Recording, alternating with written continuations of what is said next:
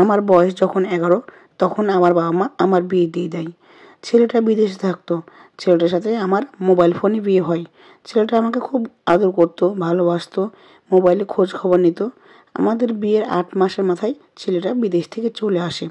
এরপর আমাদের দুই পরিবার খুব ধুমধাম করে আমাদের বিয়ের অনুষ্ঠান করে। প্রথমের দিকে আমাদের সংসার জীবন খুব ভালোই কাটছিল, কিন্তু সেটা আর দীর্ঘস্থায়ী হলো না।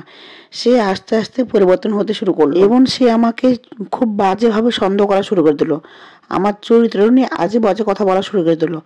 জানো আপুরা, একজন মেয়ের স্বামী যখন তার চরিত্র নিয়ে কথা বলে, তখন মেয়েটা যে কতটা নিজেকে অসহায় বোধ করে তা শুধুমাত্র একজন ভুক্তভোগী নারী ছাড়া কেউ বলতে পারে না। এরকম ভয়াবহ কষ্টের দিনগুলো আমি যে কিভাবে পার করেছি তা তোমাদের বর্ণনা করে বলে বোঝানো যাবে না। কোনো অপরাধ না করেও আমি যে দিনগুলো পার করেছি, এই দিনগুলো যেন কোনো মেয়ের জীবনে নেমে না আসে। এক সময় তার সাথে সাথে তার পুরো পরিবারও আমাকে সন্দেহ করা শুরু করে দেয়।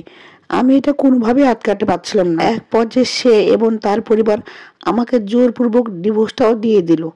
আমি ডিভোর্সটাও আটকাতে পারলাম না এবং আমার সংসারটাও ধরে রাখতে পারলাম না। এরকম মিথ্যা অপবাদ দিয়ে আমাকে ডিভোর্স দিয়ে বাড়ি থেকে বের করে দিল। বাড়ি থেকে বের করে দেওয়ার পর আমি আমার বাবা বাড়ি চলে আসি। এভাবেই আমার দিনকাল পার হচ্ছিল। এক একটা দিন যেন এক একটা বছরের সমান মনে হচ্ছে। আজ আমাদের বিচ্ছেদের 2 বছর পূর্ণ হয়েছে। হঠাৎ করে আমি শুনতে পাই সে আরেকটা বিয়ে করেছে। এই কথা শুনে আমার মাথায় মনে হচ্ছে আকাশ ভেঙে পড়ল। সেই মুহূর্তের কষ্টটা আমি কখনোই বলতে পারবো না। একটা মেয়ের জীবনে যে এটা কতটা বড় কষ্ট, সেই কষ্টটা কিন্তু আমি পেয়েছি। আমি চাই না এরকম কষ্ট আর কোনো আপদের জীবনে আসুক। আজ বিচ্ছেদের 2টা বছর পার হয়ে গেল, আমি কিন্তু তাকে একটা মুহূর্তের জন্য ভুলে যেতে পারি না। আমি তাকে এখনো ভালোবাসি। একটা মিথ্যা অপবাদ দিয়ে জোরপূর্বক আমাকে বাড়ি থেকে বের করে দেওয়া দিয়েছে। আমি তাকে এখনো ভুলতে পারি নাই, কারণ আমি তাকে অনেক ভালোবাসি। পরিশেষে দোয়া করি সে যেন তার নতুন স্ত্রী নিয়ে অনেক ভালো থাকে। আচ্ছা আপুরা, বলো তো আমাদের মেয়েদের জীবনে এত কষ্ট কেন?